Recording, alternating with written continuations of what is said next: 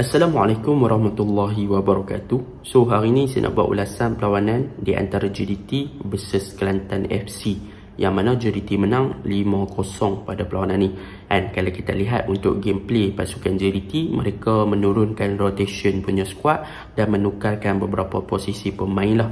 Dan kita boleh nampak tanpa kehadiran daripada Jody Ahmad, defense line pasukan JDT agak-agak sukar untuk ada command ataupun arahan leadership yang bagus daripada bawah. Dan daripada segi mereka punya build-up play daripada bahagian bawah pun agak kurang, dan mereka jarang menggunakan long ball ataupun sebagainya, seperti mana mereka gunakan Jody Ahmad untuk distribute ball ke bahagian hadapan ataupun daripada segi transisi untuk menyerang tadi, bertahan. So benda tu kita boleh nampak lah. Dan tanpa Arif Aiman pun kita boleh nampak di bahagian kanan pasukan JDT agak kurang efektif. Dan corak permainan yang ditunjukkan oleh Kelantan FC, mereka cuba untuk bermain dengan pressing.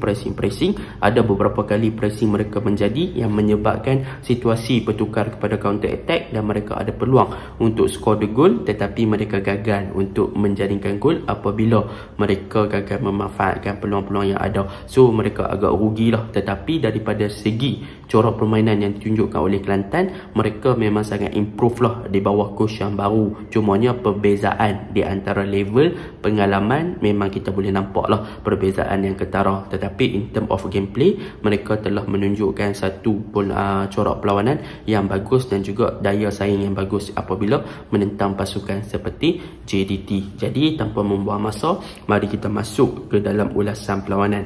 Untuk ulasan perlawanan kali ini, saya akan mulakan dengan pasukan JDT. Apakah perkara positif yang saya suka tentang pasukan JDT pada perlawanan ini? Perkara positif yang pertama yang saya suka tentang pasukan JDT pada perlawanan ini adalah bagaimana mereka memberi reaksi kepada kesilapan daripada pemain-pemain Kelantan dalam membuat mistik-mistik kecil ketika melakukan passing ke belakang. Kalau kita lihat, 2 gol daripada pasukan JDT, iaitu satu melalui Forestry dan satu melalui Bexel, adalah disebabkan kesilapan kecil yang dilakukan oleh pemain Kelantan yang memasing ataupun memberikan bola ke bahagian belakang, tetapi tanpa mereka check in ataupun tanpa mereka check in ataupun tengok dulu player JDT punya kedudukan sebelum mereka melakukan passing tersebut. Dan pemain JDT yang aware ataupun sedar dengan hantaran tersebut berjaya untuk intercept dan juga melakukan pintasan untuk mendapatkan bola tersebut bagi menjaringkan gol. So memang pemain JDT ni mereka punya awareness dalam padang memang sangat cepat. Mereka sangat cepat untuk memberikan reaksi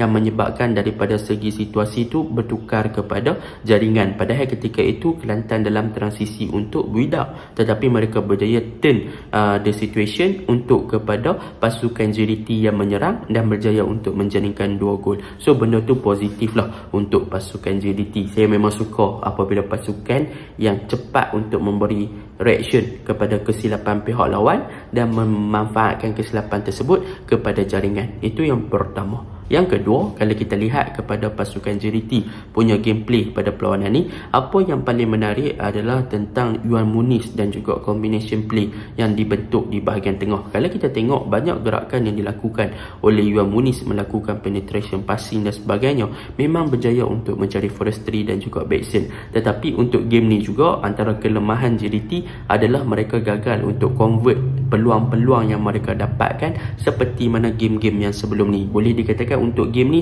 walaupun mereka skor 5 gol, tetapi mereka agak kurang clinical daripada segi mereka punya chances yang mereka dapatkan melalui open gameplay. So benda tu mungkin disebabkan rotation player ataupun disebabkan faktor-faktor lain. Tetapi kalau kita lihat, ini adalah perlawanan yang boleh dikatakan JDT lack of clinical apabila mereka gagal execute peluang-peluang yang mereka ada daripada segi open gameplay. Sebaliknya, mereka banyak memanfaatkan gol daripada segi situasi set pieces dan juga situasi daripada kesilapan pihak lawan. Jadi benda tu saya tak tahu benda tu positif ke, benda yang kurang baik ke, tetapi daripada segi goal score still lagi JDT score lebih banyak walaupun mereka tak clinical, tapi still lagi score 5 gol.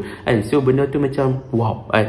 So benda tu mungkin something yang agak memelekkan bagi saya. Tetapi kalau nak fikir balik, nak pelik buat apa, sebab dah skor 5 gol kan. So benda tu kita letak tepi dulu lah. Itu yang kedua. Yang ketiga, kalau kita lihat kepada apa yang dilakukan oleh JDT di second half apabila pertukaran dilakukan, sebenarnya saya suka pertukaran yang dilakukan, terutamanya dengan kemasukan Ahya Rashid, Leandro Velasquez dan juga Ramadan Saifullah, yang mana ketiga-tiga player ni apabila ketiga-tiga player ni masuk, mereka memberikan import yang positif.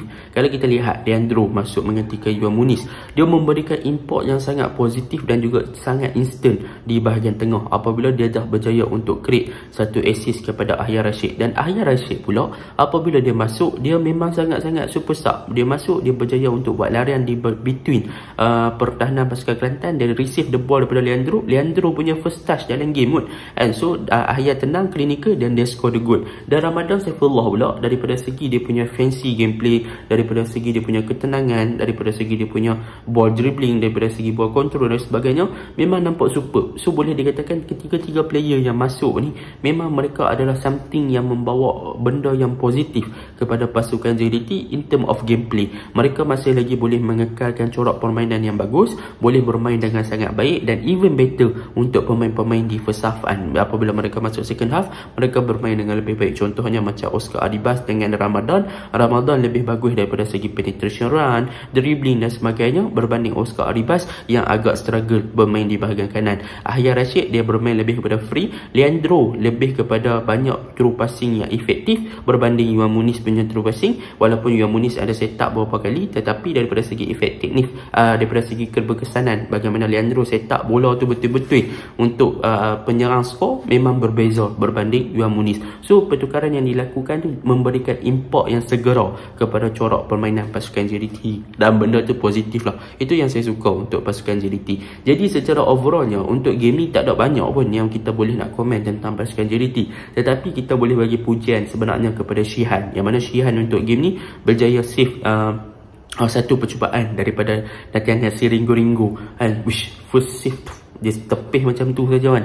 So positif kan. So Shihan memang gameplay dia improve. Dan apa yang saya suka lagi tengok tentang Shihan ni, daripada segi footwork, yang mana dia berani untuk pegang bola keluar daripada dia punya zone penalty dan daripada di box zone. So dia boleh untuk acah-acah dengan player Kelantan sebelum dia distribute ball ataupun dia passing bola ke teammate. So keyakinan, confidence level yang pada ada Shihan ni nampaknya makin lama makin bagus, dan juga dia punya footwork juga makin bagus, dan benda tu yang positif untuk kita tengok lah. Jadi kita agak suka untuk tengok macam tu. Dan untuk Afiq Fazail dan juga Howan untuk game ni, mereka lebih kepada bermain dengan untuk melakukan penetration dan sebagainya, dan benda tu positif lah. Kalau kita tengok Afiq Fazail banyak drop lebih deeper untuk bantu Howan dalam bertahan buat defensive duty, dan Afiq Fazail juga banyak involve dengan transisi ketika pasukan JDT build up. So JDT tak build up macam biasa, tetapi mereka banyak menggunakan Howan dan juga Afiq Fazail dan drop lebih deeper untuk menggerakkan bola. Dan Forestry pun dan juga Backson, kalau kita tengok untuk game ni, mereka berdua membentuk combination play yang bagus, mereka bersefahaman yang bagus. Forestry lebih kepada backup Kobe On di bahagian kiri, Backson lebih bebas untuk berada di bahagian tengah. So benda ni yang kita nakkan daripada pasukan JDT lah. Cumanya kekurangan JDT untuk game ni, apa yang kita boleh nampak adalah daripada segi mereka punya, macam saya cakap awal-awal tadi, arahan, leadership, commanding daripada bahagian bawah untuk menggerakkan bola ke bahagian atas mereka agak kurang. Jadi mereka pun sukar untuk menggerakkan seperti mana mereka bermain selalu, dan mereka agak struggle di bahagian kanan dengan penggunaan Oscar Adibas, yang mana Adibas ni kalau kita tahu memang dia beberapa kali dah main bahagian kanan untuk JDT season ni, tetapi untuk game ni memang dia agak sukar untuk melepasi pertahanan pasukan Kelantan. Dan dalam pada masa yang sama, Kobe Ong dan juga Forestry di bahagian kiri pun mereka taklah seefektif macam selalu. So banyak gerakan, mungkinlah mereka lebih kepada untuk slow down balik dia tempo, dan mereka lebih kepada untuk mencari rentak kembali. Sebab apa? Sebab mereka pun dah leading lah kan. So benda tu yang kita nampak lah. Tetapi yang bagusnya, mereka still lagi boleh keep the clean sheet kan. Walaupun mereka bermain macam tu, tetapi mereka masih lagi mempertahankan orang kata apa, clean sheet mereka. Mereka tidak dibolosi. That is a good thing lah untuk pasukan JDT.